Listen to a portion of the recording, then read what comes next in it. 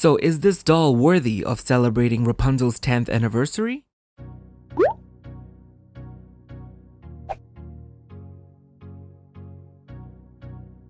Hey everybody, it's Chaymie here and welcome back to another video, and finally my 10th anniversary Rapunzel limited edition doll has arrived! So is it hard being a collector in a country where Disney Store doesn't exist? Well, it's not so hard, it just takes 42 days for you to get the doll! But anyways, I've also got the OG limited edition Rapunzel doll here, so we can do a little comparison at the end of the video. Alright, so here is Rapunzel. So let's take a look at her box, shall we? So her box is in the usual design that Disney have changed to. I think these are the permanent designs anyway. It has some floral patterns on the sides.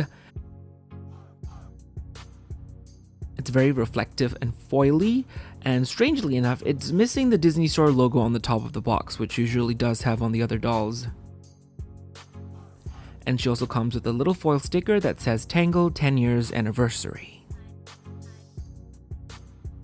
And on the bottom it says Disney Rapunzel limited edition of 5,500. This is the back of the box, so you can pause and read the little copy there if you'd like.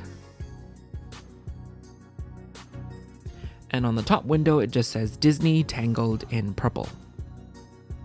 For some reason, my box came with a lot of dents and dirt and scuffs and a lot of marks for some reason. It just looks very dirty. And I don't know, maybe it happened in the warehouse or whatever, I don't know. But if you can see that even on the back, it had just have a lot of stuff happening there. Right now, it's time to take her out of the box. And like always, let's remember her in her original box posing here before we take her out of the box. So it's a very good pose. It shows off the doll, the hair, and the dress very nicely, so you can still enjoy all of the doll pretty much, even if you keep her in the box. And this is my certificate of authenticity, and the number I've got is 3053.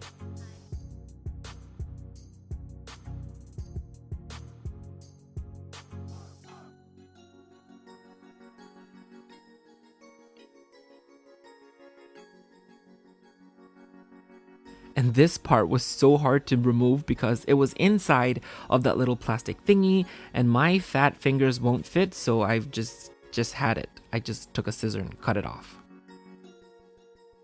And she's out of the box! So let's take a look at her background a little bit. I love the color and I love the background they chose for it. The castle, the lanterns, everything. It's very beautiful. And you can even see a little bit of the boat there on that side actually. And here's a 360 view of her before we get into the details. And this is the part that always reminds me that I should really get a turntable. Alright, now let's get into the details. So for her face, the new face sculpt, it's beautiful, it's perfect, it looks like Linda Evangelista. Everything about the new face sculpt is perfect, and she's even smiling. Like, Disney really did a great job on the face sculpt here. It just captures Rapunzel perfectly. And with the pointy chin, with her little smirk, it screams Rapunzel. So I think this is the first time that Disney got this close to recreating Rapunzel's face on a doll form. In all these years, in all the merchandise up until now, I guess it just took them 10 years to get it right, but I'm glad they did. I love her makeup as well. It's a very minimal look. It's that, no makeup kind of look, but I love it. She has some shimmery eyeshadow, and also her lips are very metallic, so I like that. And I love the perfect amount of freckles on her as well. Her eyelashes are a little bit cray-cray, but well, it's your 10th anniversary, so I guess you should go all out. Now let's move on to her hair. So thank the lords that her hair doesn't have any tinsel. So it's styled in a braid, so it's pulled back to the side, and she has a little flower here. and more flowers all throughout the braid. And Disney finally did what I have been asking them to do for years, is to basically make the hair longer than the doll so that it drags behind her. I mean, I know they cannot give her like literal 70 feet of hair like in the movie, but at least make the hair longer so it can drag behind her, and they finally did it, so I'm so glad and I love it so much. And here's a detailed look at the flowers. So it's very detailed. It has some little sparkles in the middle, and there's also a little pearl bead in there, so it's very beautiful. So her braid is then styled in like a little twisted mini braid that wraps around the rest of the hair and ending up with the rubber band. So the top part of the hair is gelled to keep the bangs in shape, but the braid pretty much is gel free. And again, then the ends are a little bit gelled as well to keep them from fraying, but ironically the gel made the ends look frizzier. And you can also rock the braid on the back as well, but it's styled to be on her shoulder, so it's a little bit slanted from the way it's braided. Alright, let's move on to her dress because there's so much to talk about.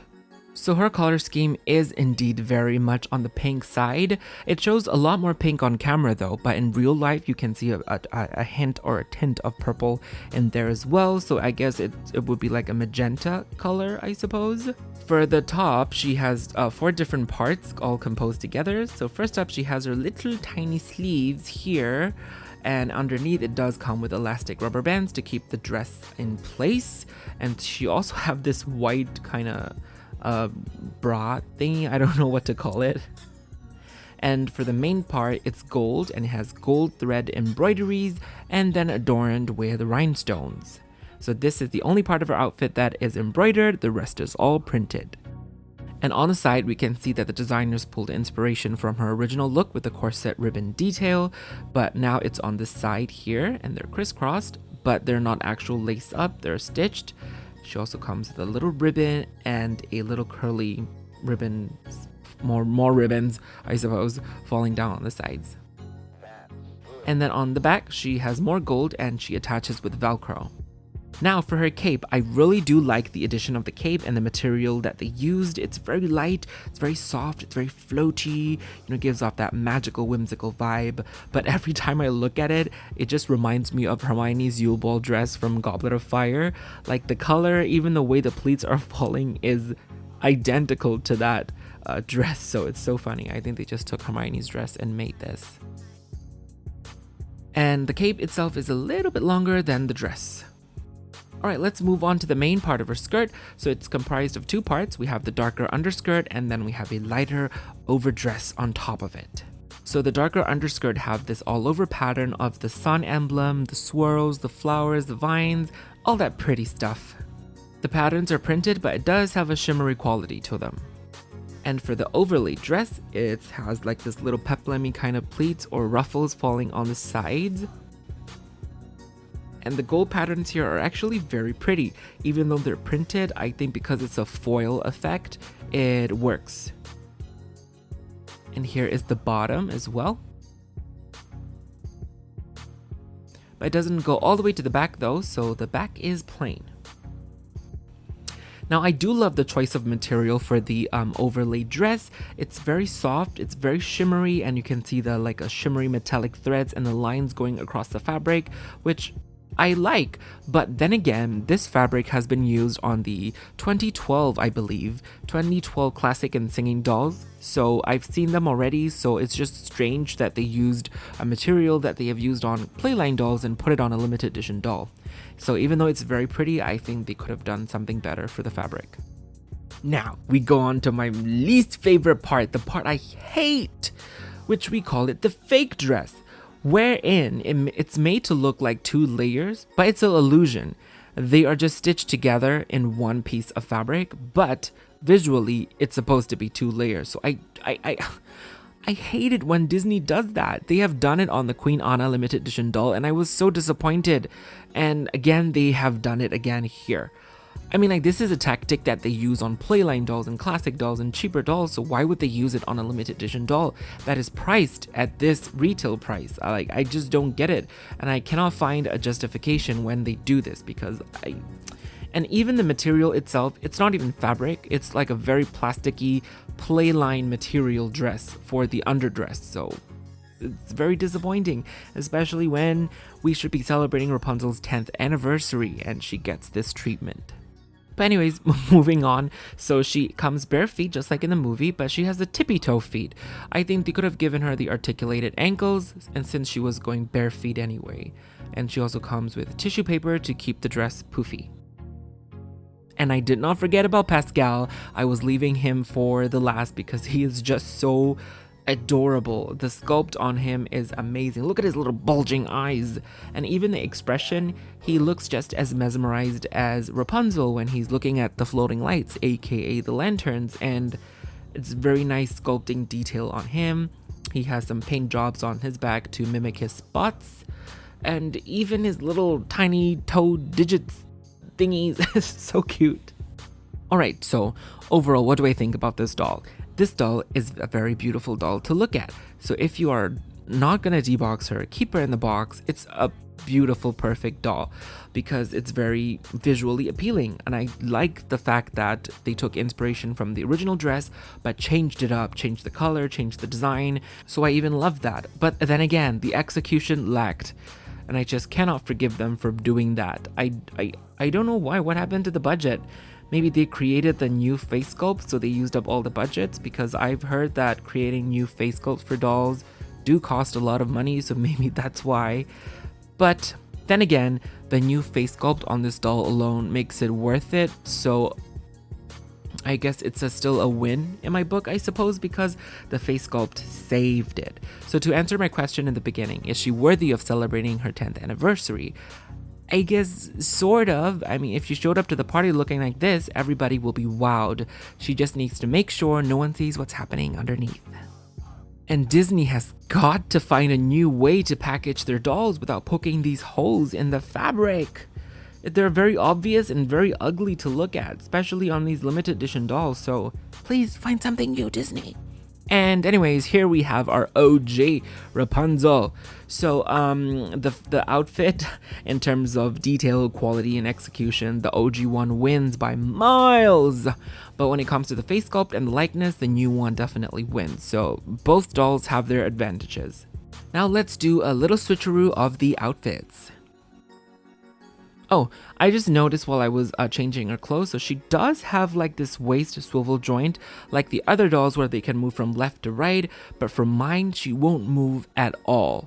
Like, I'm using so much force here trying to make it move, but it's not. So is it really supposed to not move, or is it just an error on my doll? Let me know in the comments below if you have her also. And here they are in their new outfits. So back in the day, we used to get a full circle lace, fishnet, satin petticoat to keep the dress poofy. Nowadays, we've got tissue paper. Yay! But anyways, the old dress on the new doll is a perfect combination of the perfect Rapunzel doll. The face sculpt, the hair, the dress, so she's the ideal Rapunzel doll. So with that said, that wraps up my review and unboxing on the limited edition 10th anniversary Rapunzel doll from the Disney store.